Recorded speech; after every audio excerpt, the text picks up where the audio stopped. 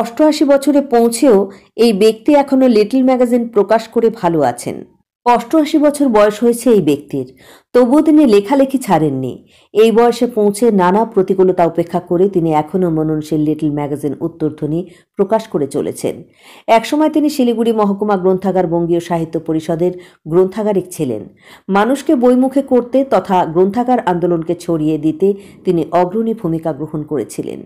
শিলিগুড়ি রবীন্দ্রনগর নিবাসী সেই বর্ষিয়ান লেখক ও সাহিত্যিক বীরেন চন্দকে ২১শে ফেব্রুয়ারি ভাষা দিবসের মুহূর্তে সম্বর্ধনা প্রদান করল খবরের ঘণ্টা। ২১শে ফেব্রুয়ারি আন্তর্জাতিক মাতৃভাষা দিবস স্মরণে কি বললেন এই বর্ষিয়ান সাহিত্যিক, চলুন ধারাবাহিকভাবে শুনতে থাকি এই ভিডিওতে। তিনি একদিন একেবারে জীর্ণ বেশে, শীর্ণ চেহারায়, অর্ধাহারে অনাহারে তার শীর্ণ চেহারা তিনি বেহালার বাড়িতে, দীনেশ সেন মহাশয়ের বাড়িতে এসে দাঁড়ালেন। তারপরে তিনি তার সঙ্গে কথা বলে জানলেন যে একেবারে মাটির মানুষ, মাটি দিয়ে গড়া এবং মাটির কথাবার্তা এর কাছে শোনা যাবে। তারপরে কথা বলে তিনি খুব খুশি হলেন এবং তার চিকিৎসার ব্যবস্থা করলেন, তার থাকার ব্যবস্থা করলেন এবং স্যার আশুতোষ মুখোপাধ্যায়কে বলে ৭৫ টাকা বেতনে একটা ওই পুঁথি সংগ্রাহক পদে তাকে চাকরি দিলেন। তা দীনেশচন্দ্র সেন কিংবা সমালোচকরা উল্লেখ করেছেন যে চন্দ্রকুমার দেব ভাগ্য দেবতা এতদিনে প্রসন্ন হলো এবং তাকে গাথা সংগ্রাহক নিয়োগ করার পরে এই যে ময়মনসিংহ গীতিকা প্রকাশিত হলো, সেটা চন্দ্রকুমার দেব সংগৃহীত। পরবর্তী সময় আরো বহু সংগ্রাহক নিয়োজিত হয়েছে কলকাতা বিশ্ববিদ্যালয় থেকে, কবি জসিমউদ্দিন, আরো অনেকেই।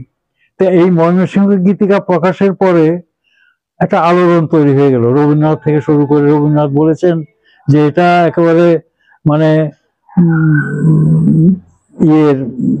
শহরে ফরমাইশি কোনো লেখা নয়, এটা একেবারে গ্রামের স্বতঃস্ফূর্ত ভাবে এগুলো তৈরি হয়েছে। তাই রবীন্দ্রনাথ সবকিছুই মানে মূল্যায়ন করতে করেছিল না প্রথমে এইটা দিয়ে। তারপরে বহু বিদেশি মানুষ, মানে রমারোলা থেকে শুরু করে সিলভা লেভি, রদেনস্টাইন, আরো অনেকেই, কেউ বলেছেন রমারোলা বোন, তিনি ফরাসি ভাষায় লেখালেখিও করেন।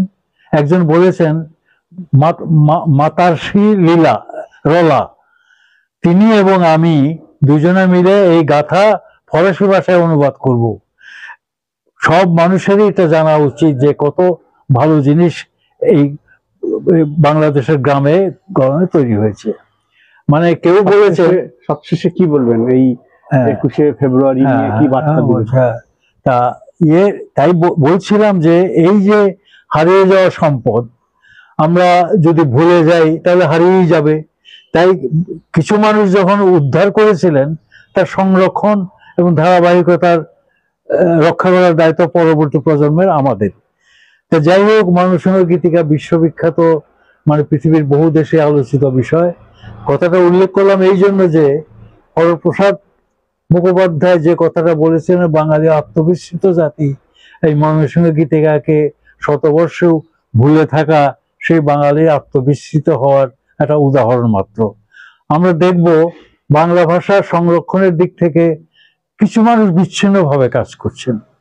আমরা জানি কলকাতাতে বাংলা ভাষা প্রসার সমিতি, শিলিগুড়িতেও দু একটা সংগঠন আছে, কিন্তু ধারাবাহিকতা এবং সংগঠনকে সংগঠিতভাবে এগিয়ে নিয়ে যাওয়া, তার জন্য যে মন মানসিকতা এবং পরিশ্রম দরকার, নিষ্ঠা দরকার, সে ধরনের মানুষ সংখ্যায় কমে যাচ্ছে।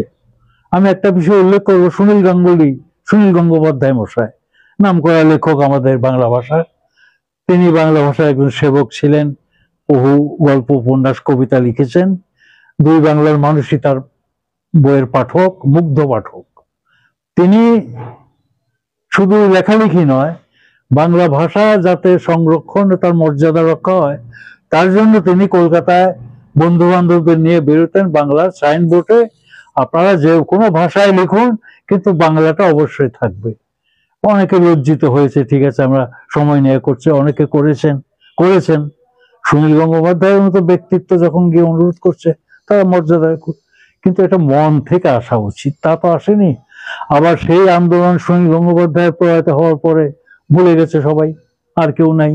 তা কাজেই এই যে কথাগুলো বলা, যে বাংলা ভাষা সংরক্ষণের ক্ষেত্রে যারা জীবন দিয়েছে তারা তো বিদায় নিয়েছেন, কিন্তু তার ইতিহাস ঐতিহ্য ধরে রাখার ক্ষেত্রে আমাদের যে দায়িত্ব, আমরা সেটা কতখানি পালন করছি, সেটা আত্মসমালোচনার দিন আজকে। আমরা লক্ষ্য করব যে আমার আশেপাশে আছে, মহিলাটি নিরক্ষর ছিলেন, তিনি প্রয়াত হয়েছেন। তার সন্তানরাও উচ্চশিক্ষিত বলতে যা বোঝায় তা নয়, মোটামুটি। তারা একটা ফ্ল্যাট বাড়ি করলেন, সেই ফ্ল্যাট বাড়ির নাম দিলেন শোভা ভিলা। ওই বদ্ধ মহিলা যার নাম শোভা, তিনি বাংলাতে কোনো রকমের নাম সই করতে পারতেন। তার বাড়ির নাম, তার মৃত আত্মাও বোধ হয় লজ্জিত হবে, তার বাড়ির নাম শোভা ভিলা। এই যে প্রবণতা, শুধু একটা উল্লেখ করলাম মাত্র, এই যে প্রবণতাগুলো, সুন্দর বাংলা নাম, সেটা ইংরেজি ভাষায় লিখেছে। এই যে প্রবণতাগুলো, এটা আত্মসমালোচনার দিন। আজকে 21শে ফেব্রুয়ারি আত্মসমালোচনার দিন। কাজে আমরা এই ভাষণ দেওয়ার পরেই কালকে থেকে ভুলে যাব, হ্যাঁ, অস্বীকার করে লাভ নাই। আমার বাড়িতে ইংলিশ মিডিয়াম নাতিরা পড়ছে, আমি তাদের ভবিষ্যৎ আমি গড়ে দেওয়ার পারবো না? তার পিতামাতা যদি তার ওই রাস্তায় তার ভবিষ্যৎ গড়ে দেয়, আমি তো সেখানে বাধা দিতে পারি না। কাজে এই ভাবতে হবে। তবে আমি আপ্রাণ চেষ্টা করছি যাতে ওরা বাংলাটা না ভোলে। বাংলার ইতিহাস, ঐতিহ্য, সংস্কৃতি এটা বিশ্ববিখ্যাত। আমি মানে বিভিন্ন জায়গায় যাওয়া, বাংলাদেশে 4 বার যাওয়া, মুগ্ধ হওয়ার মতন। আমরা এক বন্ধুর সঙ্গে একটা দোকানে বসে কথাবার্তা বলছি, আমি দুই দিকে তাকিয়ে দেখি মেয়েদের সুন্দর সুন্দর নাম দিয়ে জুয়েলারি গুলোর নাম। আমি অবাক বিস্ময়ে তাকিয়ে থাকলাম, কারণ আমি তো অভ্যস্ত নই এইভাবে বাংলার মর্যাদা, বাংলা ভাষার মর্যাদা দেখে। আমার বন্ধুটা বলছে, কি দেখছো এত ইয়ে হয়ে? আমি দেখো তাকিয়ে, হ্যাঁ সত্যি চোখ জুড়িয়ে যাচ্ছে। এই যে গর্ববোধ, এই যে মর্যাদা, এরাও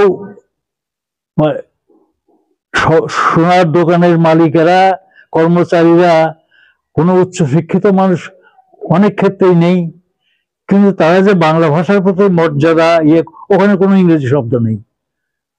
ঢাকার একটা এলাকায় এইভাবে আমরা দেখে এলাম, কিন্তু তারপর এখন লক্ষ্য করছি, এখন অনেকবার গেলাম ঢাকাতে, বাংলাদেশে, বাংলার পাশে বাংলা দিয়ে আত্মবিশ্বাস ফিরে আসছে না, দোদুল্যমান। কারণ একটা সাম্রাজ্যবাদী আক্রমণের মতন ভাষারও আক্রমণ, ইংরেজি যে মানে আমাদের ঔপনিবেশিক যে আক্রমণ, তখন থেকে তারা ইংরেজি ভাষা করছে। আমরা সেটাকে গ্রহণ করেছি, গ্রহণ করে আমরা উপকৃত হয়েছি, আমরা জ্ঞান বিজ্ঞানে পথে এগিয়ে যেতে পেরেছি। তা এইভাবে আজকে বিজ্ঞান, অনেকে বলে বাংলা ভাষায় বিজ্ঞান হয় না, সেটা রবীন্দ্রনাথ, জগদীশ চন্দ্র বসু প্রমাণ করে গেছেন যে বাংলা ভাষায় বিজ্ঞানের বই রচনা করা যায়। কাজেই আসল কথাটা হলো আমার ইচ্ছা, আমার নিজস্ব যে জিনিসগুলি আছে, সম্পদগুলি আছে, সেটার প্রতি আমার শ্রদ্ধাবোধ, মানসিকতা এবং সহমর্মিতা নিয়ে সেটাকে আমি অন্যের সামনে তুলে ধরতে পারবো। বাংলা ভাষার এই স্মরণীয় দিনে ঢাকার রাজপথে যে রক্তের বিনিময়ে আমরা অর্জন করেছিলাম, তাদের প্রতি শ্রদ্ধা জানিয়ে, তারপরে শিলচরে আমাদের দেশে 11 জন, প্রথম মহিলা শহীদ কমলা সরকার, শিলচরের রাস্তায় 11 জন স্টেশনের পাশে শহীদ হয়েছে 19শে মে। সেই 19শে মে, 21শে ফেব্রুয়ারি যে তারা রক্ত দিলেন, তাদের মর্যাদা রক্ষার জন্য, আমাদের বাংলার ভাষার গৌরব, বাংলা ভাষার ইতিহাস, ঐতিহ্য ধরে রাখার জন্য, এবং পরবর্তী প্রজন্ম যাতে এটাকে এগিয়ে নিয়ে যায়, ভাষার ইতিহাস ঐতিহ্যকে এগিয়ে নিয়ে যায়, এবং তাদের সামনে যে আমরা কোনো দীন নই, আমরা দরিদ্র নই, আমরা বহু সম্পদের অধিকারী বাংলা ভাষার, সেটা ইতিহাস সবাই অনেকেই জানেন। আগামী দিনে আরো জানতে হবে, বুঝতে হবে। তাই বাংলা ভাষা সার্থকতা আমরা তখনই খুঁজে পাবো। আর আজকের এই শুভ দিনে বাংলা ভাষাভাষী, অন্য ভাষাভাষী, আজকে 21শে ফেব্রুয়ারি মানে মাতৃভাষা দিবস, সব ভাষার মাতৃভাষা দিবস।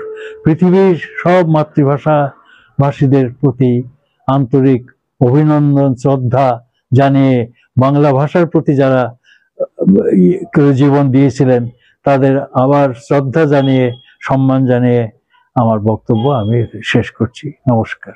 নমস্কার, ধন্যবাদ।